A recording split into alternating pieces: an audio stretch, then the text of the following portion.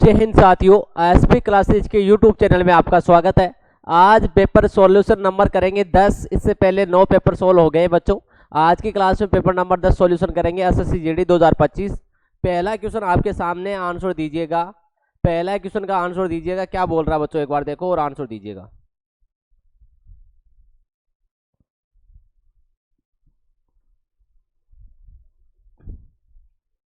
Question बोल रहा है, में ईस्ट इंडिया कंपनी ने इंग्लैंड की महारानी एलिजाबेथ ने प्रथम ने चार्टर प्राप्त किया जिसमें पूरे पूर्व देशों के साथ व्यापार करने का एकाधिकार मिला। कब मिला? 1615 में मिला, 1610 में, 1624 में या 1600 ईस्वी के अंदर। बच्चों पूर्व देशों की बात हो रही है, मतलब भारत की बात हो रही है। भारत के अंदर इनको जो परमिशन मिलती है वो कब मिलती है? 31 दिसंबर 1600 ईस्वी को मिलती है। एलिजाबेथ द्वारा इनको 15 साल की छूट मिलती है बच्चों। कितने साल की छूट दी जाती है? 15 वर्ष।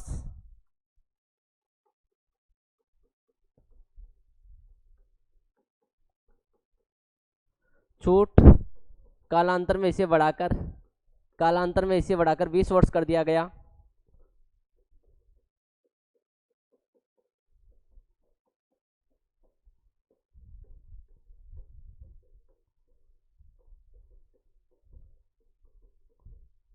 जो कि कब तक रहा था बच्चों? जो कि 1853 तक ऐसे ही चलता है। अब क्वेश्चन में क्या बोला गया है कि छूट कब मिलती है, तो आंसर करेक्ट क्या आंसर होने वाला? 1600 ईस्वी।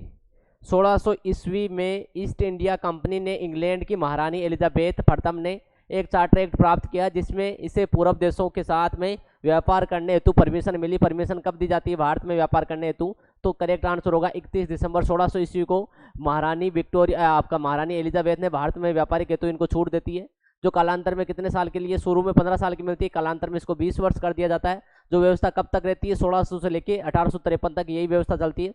1800 ईस्वी के अंदर 1853 का जो चार्टर एक्ट इश्यू आता है उसके अंदर बोला गया अब ये छूट क्या रह जाएगी? तुम्हारी आजीवन परमिशन दी गई तुम्हें। और ये कब समाप्त हो जाती है व्यवस्था? ये समाप्त कब होती है? 1857 की क्रांति के साथ में भारत के अंदर अंग्रेजी ईस्ट इंडिया कंपनी का शासन समाप्त होता है।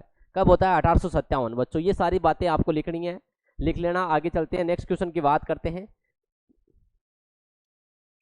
अगला क्वेश्चन आज की क्लास का, इसका आंसर दीजिएगा बच्चों। अच्छा क्वेश्चन है,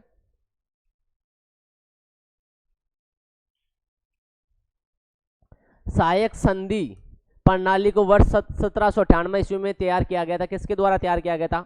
वॉरेन हेस्टिंग ने किया था, विलियम बेटिक ने किया था, डलहौजी ने किया था। ये बंगाल के प्रथम गवर्नर जनरल, बंगाल के प्रथम गवर्नर जनरल, भारत के प्रथम गवर्नर जनरल, और ये डलहौजी बच्चों रेलवे का जनक। सहायक संधि का जनक किसे कहा जाता है? वेलिजली को सहायक संधियों का जनक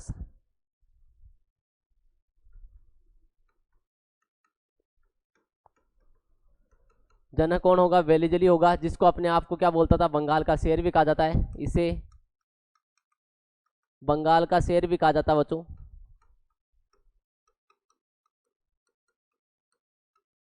कहते हैं क्वेश्चन में क्या बोला था? सहायक संधि प्रणाली को वर्ष 1798 ईस्वी में शुरू किया गया था। सबसे पहले पूछ ले किसके साथ में किया गया था 1798 के अंदर? तो आंसर होगा बच्चों हैदराबाद का निजाम। सबसे पहले सहायक संधि किसके द्वारा की जाती है?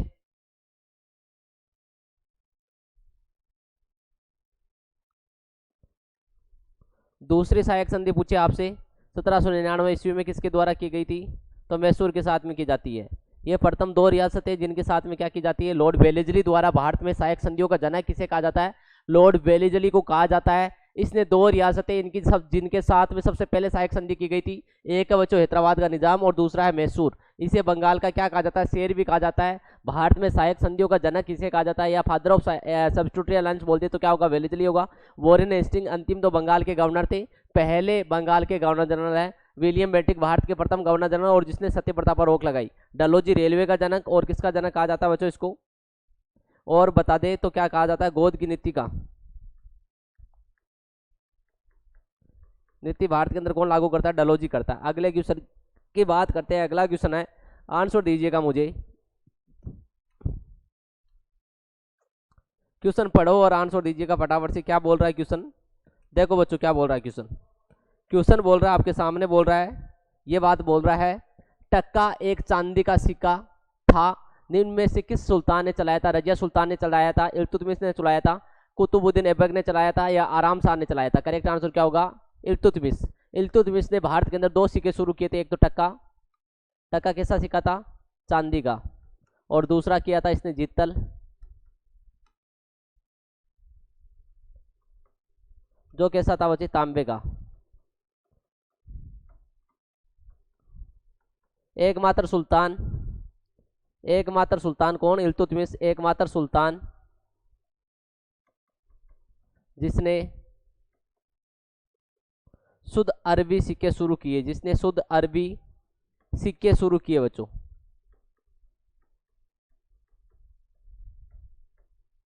याद रह जाएगा आपको, क्या बातें याद रखनी है? टक्का जो एक चांदी का सिक्का था, निम्न में से किस सुल्तान ने शुरू किया था? इल्तुतमिश ने शुरू किया था भारत के अंदर। टक्का और जिंतल, टक्का और जिंतल 2 सिक्के शुरू किए जाते हैं इल्तुतमिश के द्वारा। टक्का चांदी का सिक्का और जिंतल किसका? तांबे का सिक्का है। एकमात्र क्या है बच्चे? सुल्तान है जिसने क्या किए? शुद्ध अरबी सिक्के शुरू किए। शुद्ध अरबी सिक्के भारत के अंदर कौन शुरू करता है? तो आंसर देना आपको इल्तुतमिश देना है बच्चों। और इल्तुतमिश के बीच में और यलदौज के बीच में एक युद्ध होता है, जिसको तराइन का, जिसको तराइन का कौन सा युद्ध बताते हैं बच्चों? जिसको तराइन का आपका तृतीय युद्ध बताते हैं, 1216 ईस्वी को होता है बच्चों। चलें आगे, अगला क्वेश्चन है आज की क्लास का, इसका आंसर दीजिएगा फटाफट से। चौथा क्वेश्चन है, आंसर दो बच्चों। अगला क्वेश्चन क्या बोल रहा है? आपके सामने है क्वेश्चन, बोल रहा है और आंसर आपको देना है। क्वेश्चन ये बोल रहा है बच्चों, क्या बोल रहा है? निम्नलिखित में से 1876 ईस्वी में स्थापित इंडियन एसोसिएशन के संस्थापकों में से एक थे। शिशिर कुमार घोष ने किसकी स्थापना की? तो पता होना चाहिए बच्चे, इंडिया लीग की। सुशील कुमार घोष के द्वारा स्थापना की जाती है इंडिया लीग की। दादा भाई नौरोजी ने किसकी स्थापना की थी? East India association. East India association के संस्थापक कौन है? दादा भाई नौरोजी है। सुरेंद्र नाथ बनर्जी किसके होंगे? इंडियन एसोसिएशन के होगी। 1876 में स्थापना की जाती है।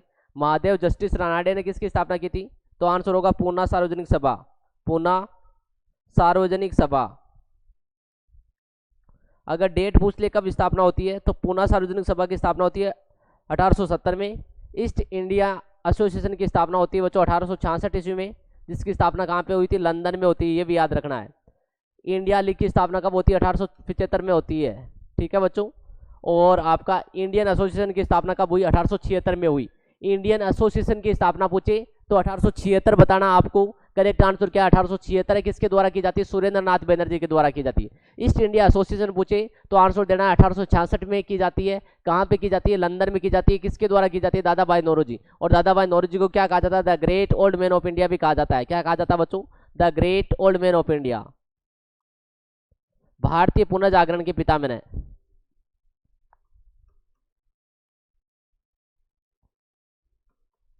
भारतीय पुनर्जागरण के पितामह भी दादा भाई नौरोजी को कहा जाता है। शिशिर कुमार घोष के द्वारा इंडिया लीग की स्थापना की जाती है 1875 में, ठीक है। सुरेंद्र नाथ बनर्जी की बात ही कर ली। जस्टिस महादेव रानाडे जो आपके गोपाल कृष्ण गोखले के गुरु थे, और गोपाल कृष्ण गोखले किसके गुरु थे? महात्मा गांधी के गुरु थे बच्चों। इन्होंने किसकी स्थापना की थी? इनका आंसर है 1870 के अंदर किसकी स्थापना की जाती है? पूना सार्वजनिक सभा की स्थापना की जाती है। अगले क्वेश्चन की बात करते हैं, आंसर दीजिएगा बच्चों फटाफट से। अगला क्वेश्चन आपके सामने, इसका आंसर क्या होने वाला है? फटाफट से आंसर दीजिएगा। इस क्वेश्चन का आंसर क्या होने वाला है? क्वेश्चन आपके सामने, क्या क्वेश्चन है देखो। भारत का सर्वोच्च न्यायालय को अस्तित्व में आया, कब अस्तित्व में आया? 26 जनवरी 1950 को आया, 2 अक्टूबर 1952 को आया, 30 जनवरी 1935 को आया, 15 अगस्त 1947 को आया। भारत का सर्वोच्च न्यायालय आर्टिकल अनुच्छेद कौन सा बोलता है? अनुच्छेद नंबर 124 बोलता है कि भारत के अंदर क्या होना चाहिए? एक सर्वोच्च न्यायालय होना चाहिए। अस्तित्व में कब आता है? 26 जनवरी 1950 को आता है। प्रथम सर्वोच्च न्यायालय की स्थापना, प्रथम सर्वोच्च न्यायालय की स्थापना पूछ लिया आपसे,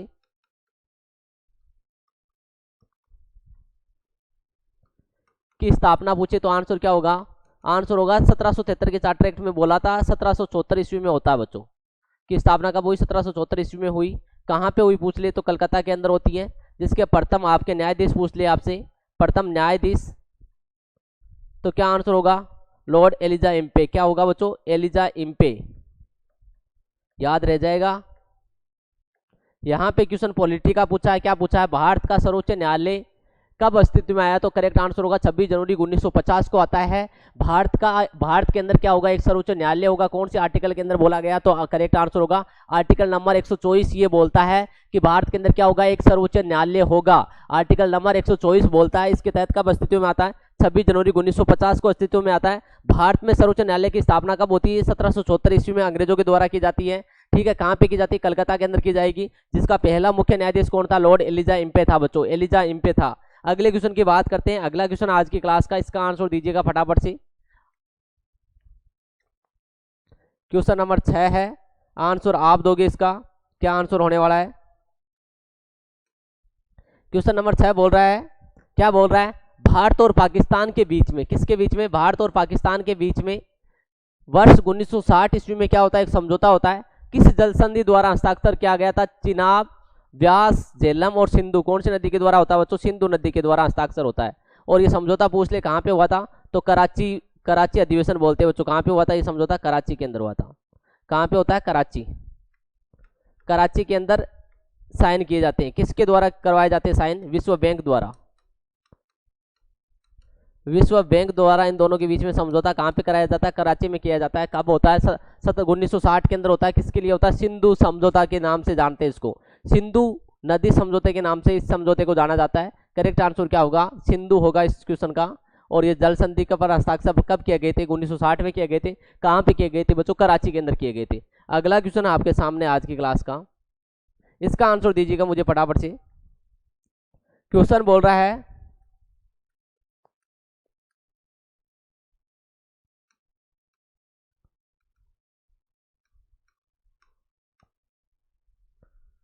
क्या बोल रहा है क्वेश्चन, ये बोल रहा है बच्चों, निम्नलिखित में से कौन सा शहर ग्रीष्मकालीन ओलंपिक 2028 कराएगा। याद रखना बच्चों, 2020 का ओलंपिक, 2020 का ओलंपिक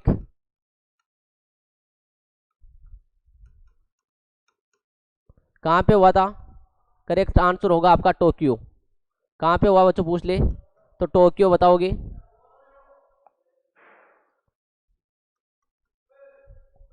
अगर आपसे 2024 का ओलंपिक पूछ ले, ओलंपिक कहाँ पे हुआ था, तो क्या आंसर दोगे, पेरिस। अगर आपसे 2028 का पूछ ले, 2028 का ओलंपिक, तो क्या आंसर दोगे,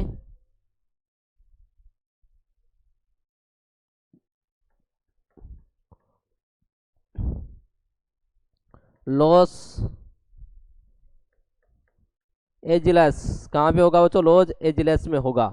और इस क्वेश्चन का आंसर भी क्या हो जाएगा, Los Angeles. Option number D हो जाएगा बच्चों। करेक्ट आंसर क्या हो जाएगा, ऑप्शन नंबर डी हो जाएगा। ये सारी बातें लिखोगे।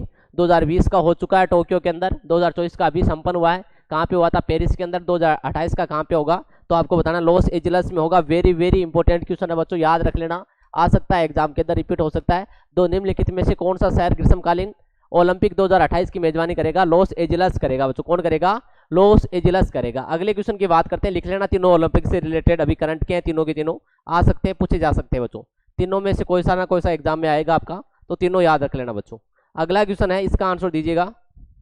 क्या बोल रहा है क्वेश्चन, क्वेश्चन बोल रहा है बच्चों, महात्मा गांधी राष्ट्रीय ग्रामीण रोजगार गारंटी अधिनियम मनरेगा कब पारित होता है। महात्मा गांधी राष्ट्रीय ग्रामीण रोजगार अधिनियम, महात्मा गांधी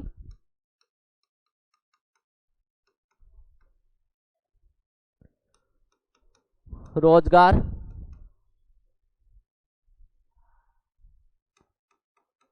गारंटी अधिनियम 2005 को पारित होता है बच्चों। कब होता है, 2005 को पारित होता है। ठीक है, मनरेगा प्रत्येक ग्रामीण परिवार को प्रति वर्ष कितने दिनों तक रोजगार सुनिश्चित करेगा, 100, 120, 150, 200, कितने दिन तक करेगा, 100 दिनों तक रोजगार सुनिश्चित करेगा। रोजगार को कितने दिनों तक सुनिश्चित करेगा, 100 दिनों तक रोजगार सुनिश्चित करेगा। कौन सा आंसर है, महात्मा गांधी राष्ट्रीय ग्रामीण रोजगार गारंटी अधिनियम मनरेगा प्रत्येक ग्रामीण परिवार को प्रतिवर्ष कितने दिनों तक रोजगार सुनिश्चित करेगा। करेक्ट आंसर होने वाला बच्चों 100 दिनों तक। ये पारित कब होता है, 2005 के अंदर पारित होता है, जिसको क्या बोलते हैं, मनरेगा को क्या बोला जाता है, नरेगा भी बोला जाता है बच्चे। नरेगा, नरेगा के नाम से भी इसी को जानते हैं बच्चों, जिसको अपन मनरेगा बोलते हैं, नरेगा बोलते हैं, एक ही बात है बच्चों। अगला क्वेश्चन आज की क्लास का, इसका आंसर दीजिएगा। क्या क्वेश्चन है देखो, पढ़ो और आंसर दीजिएगा बच्चों। क्वेश्चन बोल रहा है आपके सामने, क्वेश्चन ये बोल रहा है कि भारत के किसी राज्य का प्रमुख एक होता है। अगर भारत के अगर यहाँ पे राष्ट्र की बात होती तो क्या करते, राष्ट्रपति करते। यहाँ पे राज्य की बात हो रही है तो राज्य का निर्वाचन आयुक्त नहीं होता बच्चों, मुख्यमंत्री भी नहीं होता है, राज्यपाल होता है बच्चों। कौन होता है, किसी भी राज्य का प्रमुख कौन होता है, राज्यपाल होगा। अगर केंद्र यहाँ पे राष्ट्र की बात होती है तो कौन करते हैं आंसर, तो करेक्ट आंसर क्या करते हैं आप, तो करते अपन राष्ट्रपति करते हैं। भारत के प्रमुख, भारत का एक प्रमुख कौन होता है, तो राष्ट्रपति होता है। राज्यों का प्रमुख कौन होता है, राष्ट्रपति की शक्तियां किसके पास में चली जाती है, राज्यपाल के पास में चली जाती है। तो राज्यों का प्रमुख कौन होता है, भारत के सभी राज्यों का या किसी भी राज्य का प्रमुख कौन होता है, आंसर होगा राज्यपाल होता है बच्चों। क्या होगा, राज्यपाल होगा। लिख लेना। आगे चलते हैं, अगले क्वेश्चन के ऊपर बात करते हैं बच्चों। आंसर लिख लेना इस क्वेश्चन का, 9वें क्वेश्चन का। अगला 10वां क्वेश्चन आंसर दीजिएगा।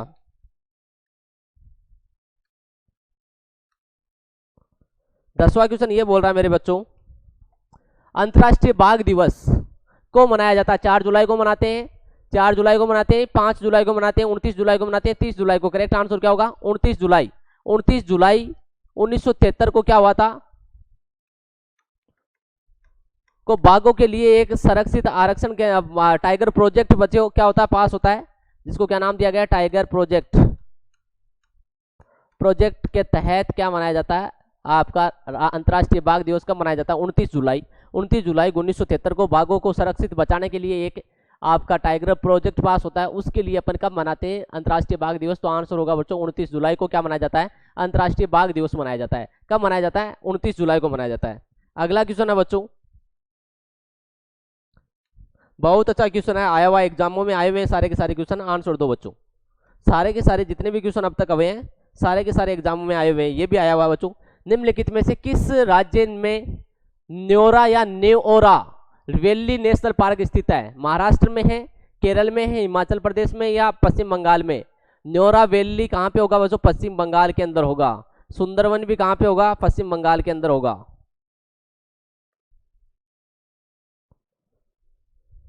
ठीक है, बुक्सा भी कहाँ पे होगा, बुक्सा भी कहाँ पे होगा, पश्चिम बंगाल में होगा। साइलेंट वैली, वैली और पेरियार कहाँ पे होगा, संजय गांधी कहाँ पे होगा, महाराष्ट्र में होगा।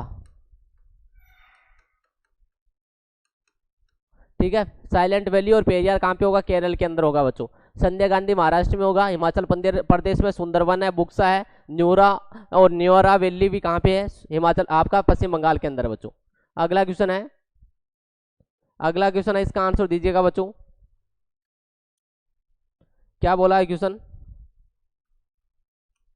क्वेश्चन बोल रहा है छऊ नृत्य भारत के किस क्षेत्र में का एक प्रसिद्ध नृत्य है बच्चे, दक्षिण भारत का है, पश्चिम भारत का है, उत्तर भारत का है, किसका, पूर्वी भारत का बच्चों छऊ नृत्य, जिसको अभी रिसेंट का क्या है, सबसे नया क्लासिकल डांस है, सबसे नया, याद रख लेना, सबसे नया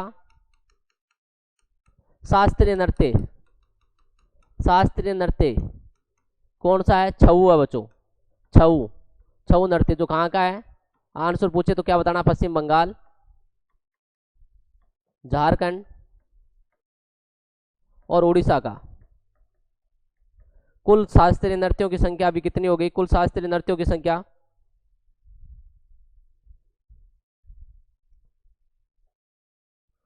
कुल शास्त्रीय नृत्यों की संख्या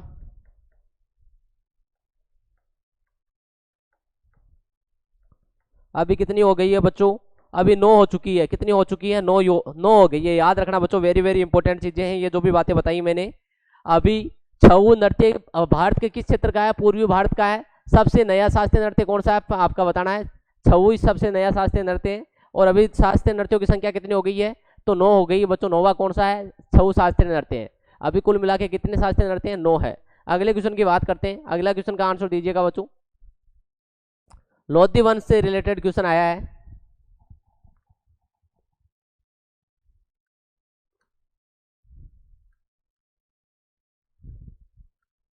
क्या क्वेश्चन आया देखो।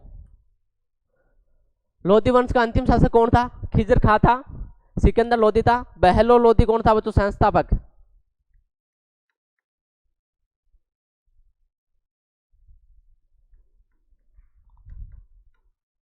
संस्थापक कौन है, बहलो लोधी। इब्राहिम लोधी कौन अंतिम शासक है, 1717 से लेके 1726 ईस्वी तक था और पानीपत के पहले युद्ध में हार जाता है। पानीपत का प्रथम युद्ध में हारता है। किससे हारता है? 1726 को होता है। किससे हारता है? बाबर से हार जाता है। और बाबर से हारने के बाद में यहाँ पे कौन सी डायनेस्टी आ जाएगी? नई डायनेस्टी आ जाएगी, मुगल साम्राज्य। बच्चों याद रखना, लोधी वंश का अंतिम शासक पूछा है तो क्या होगा? इब्राहिम लोधी होगा। 1717 से 1726 तक का टाइम पीरियड है।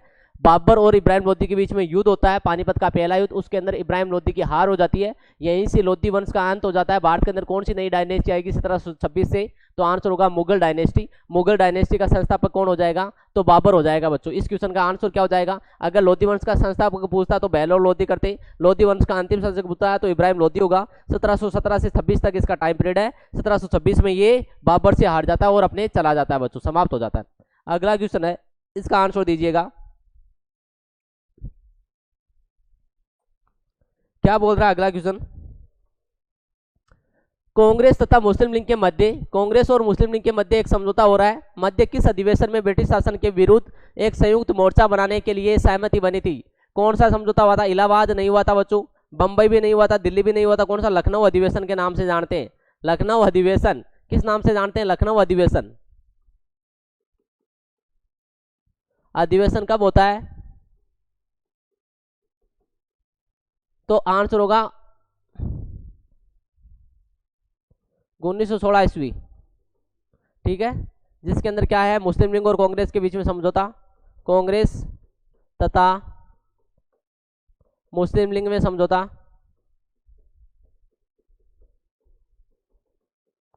समझौता और किसके बीच में समझौता हुआ था? नरम दल तथा गरम दल में समझौता। अगर यहां पे पूछ लेता कि इस अधिवेशन का अध्यक्ष कौन था, इस अधिवेशन का अध्यक्ष पूछ लेते। इस अधिवेशन के अध्यक्ष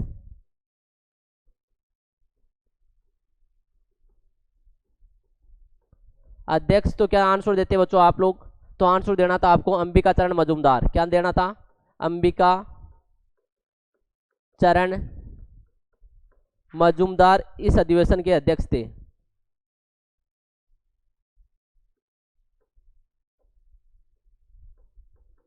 कौन से अधिवेशन के? 1916 का लखनऊ अधिवेशन है, उसके अध्यक्ष अंबिका चरण मजूमदार है। ये कांग्रेस तथा मुस्लिम लीग के मध्य किस अधिवेशन में समझौता हुआ था? तो लखनऊ अधिवेशन में होता है बच्चों। कब होता है? 1916 को होता है। कांग्रेस और मुस्लिम लीग के बीच में समझौता होता है। नरम दल और गरम दल के बीच में समझौता होता है बच्चों। याद रह जाएगी सारी बातें, लिख लेना, इंपॉर्टेंट है, एग्जाम में आ सकती है, रिपीट हो सकती है, सारी बातें पता होनी चाहिए। वेरी वेरी इंपॉर्टेंट है लखनऊ का अधिवेशन बच्चों, सारी चीजें पता होनी चाहिए, अध्यक्ष का नाम भी पता होना चाहिए। अगला क्वेश्चन है लिग्नाइट। बच्चे पूछा है, लिग्नाइट से रिलेटेड कुछ चीजें पूछ रहे हैं। क्या पूछ रहे हैं देखो, पढ़ो देखें।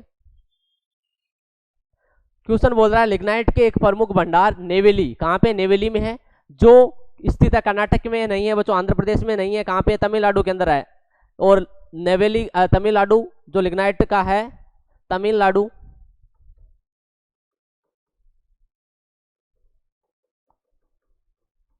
का 90% भाग पाया जाता है बच्चों। तमिलनाडु में कितना पाया जाता है?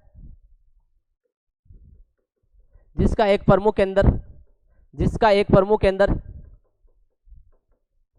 प्रमुख केंद्र क्या है? तो आपको आंसर देना है नेवेली है बच्चों, नेवेली है। नेवेली कहाँ पे है? तो आपको बताना है, ये तमिलनाडु के अंदर स्थित है। लिग्नाइट जो आपका कोयले का जो सबसे शुद्धतम रूप है लिग्नाइट में, ये आपके तमिलनाडु में कितना पाया जाता है? तो आपको आंसर होगा 90%। 90%। अगला क्वेश्चन है, लिख लेना सारी बातें, लिख लेना, स्क्रीनशॉट ले लेना बच्चों। अगला क्वेश्चन है शेर खान।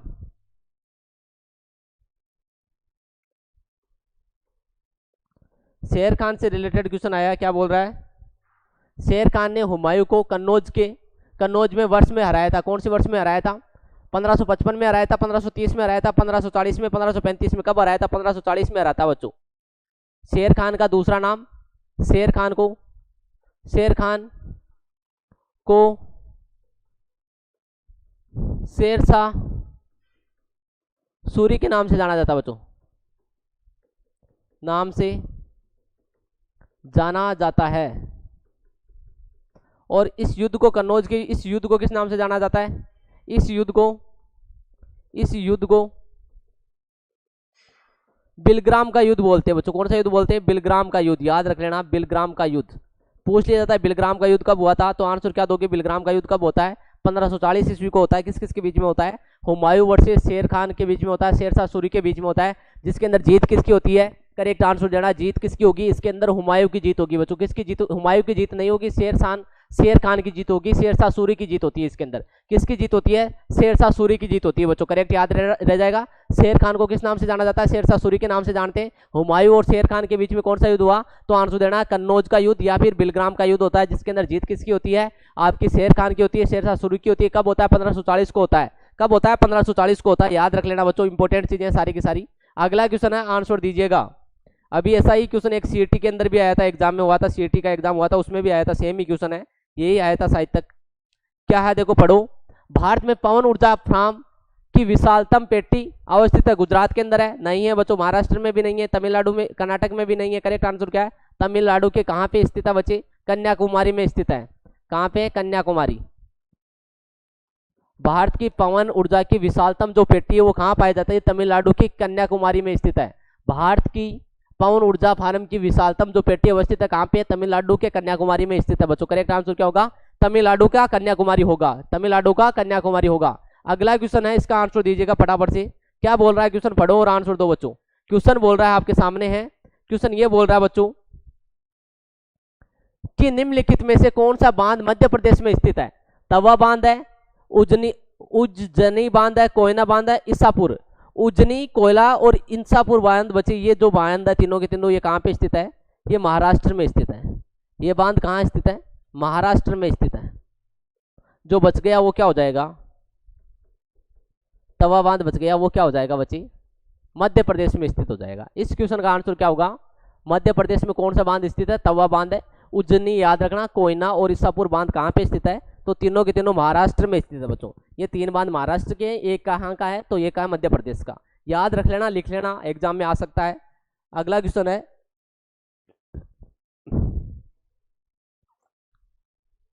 निम्नलिखित में से बताना है आपको, पहाड़ियों के नाम लिखे हुए हैं, इन पहाड़ियों में से बताना आपको। क्या बताना है बच्चों? देखो बोला है क्वेश्चन, निम्नलिखित में से कौन सी पहाड़ी मेघालय में स्थित नहीं है? मेघालय में स्थित नहीं है, खास सी है बच्चों। गारो है और जयंतिया पहाड़ियां, ये तीनों के तीनों कहां पे स्थित है? मेघालय में स्थित है बच्चों। मेघालय में स्थित है। ये तीन पहाड़ियां नाम लिखी हुई, कौन कौन सी? खासी, गारो और जयंतिया पहाड़ियां कहां पे स्थित है? मेघालय में स्थित है। बोला नहीं है, तो कौन सी नहीं है? जवादी पहाड़ी। जवादी पहाड़ी इस क्वेश्चन का करेक्ट आंसर होगा बच्चों। जवादी पहाड़ी कहां पे स्थित नहीं है? मेघालय में स्थित नहीं है। खासी, गोरो और जयंतिया पहाड़ियां तीनों की तीनों कहां पे? मेघालय में स्थित है बच्चों। अगला क्वेश्चन है, इसका आंसर दीजिए। बोला हुआ है क्वेश्चन के अंदर, क्या बोला हुआ है देखो बच्चों, कर्क रेखा के सिवाय निम्नलिखित में से सभी राज्यों से गुजरती है। तो याद रखना, कर्क रेखा की ट्रिक बता रहा हूं। कर्क रेखा भारत के 8 राज्यों से गुजरती है। कितने राज्यों से गुजरती है? 8 राज्यों से गुजरती है। इसकी ट्रिक कैसे याद रखोगे? इसकी ट्रिक याद रखेंगे, मित्र पर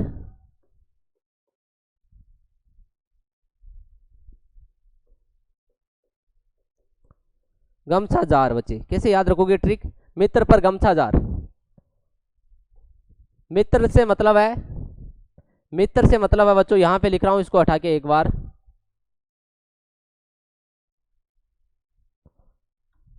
कितने राज्यों से गुजरती है? 8 राज्यों से गुजरती है।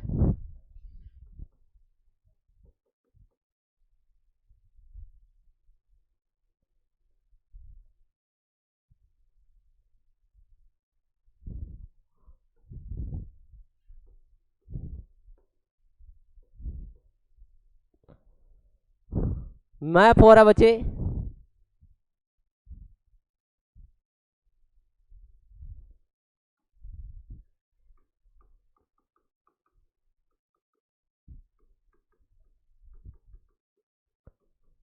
गुजरती है। वो 8 राज्य कौन कौन से हैं? एक मैप हो रहा है बच्चे, मिजोरम, मिजोरम,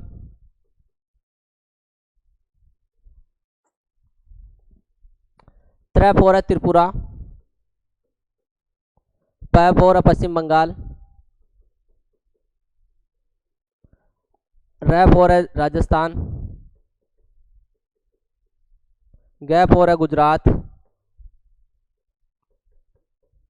म फॉर है मध्य प्रदेश, मध्य प्रदेश, छा फॉर है छत्तीसगढ़, और झार फॉर है झारखंड। हो गए 8 राज्य। काउंट कर लो बच्चों, 1 2 3 4 5 6 7 और 8। अब बोला इनमें से कौन से राज्य से क्या नहीं गुजरती है, कर्क रेखा नहीं गुजरती है। गुजरात से गुजरती है, मध्य प्रदेश से गुजरती है, मिजोरम से गुजरती है, हरियाणा से नहीं गुजरती है। करेक्ट आंसर क्या होगा, हरियाणा से नहीं गुजरती है। आंसर कैसे याद रखोगे, मित्र पर गमछा झार से सारे के सारे 8 राज्य आ जाएंगे। जो बच गया कौन सा बचा, हरियाणा बचा। हरियाणा से कर्क रेखा नहीं गुजरती है। क्वेश्चन था कर्क रेखा भारत के सिवाय निम्नलिखित में से गुजरती है, इन राज्यों से गुजरती है। करेक्ट आंसर क्या होगा, हरियाणा से नहीं गुजरती है। इस क्वेश्चन का आंसर क्या था, हरियाणा था। ये थे आज की क्लास के 20 क्वेश्चन। आई होप आपको अच्छे लगे होंगे। कमेंट सेक्शन के अंदर जरूर बताना क्वेश्चनों का लेवल कैसा था, कितने क्वेश्चन आपको आ रहे थे, कैसी है क्लास, एक बार जरूर बता देना। आज के लिए इतना ही। जय हिंद, जय Bharat. Thank you so much.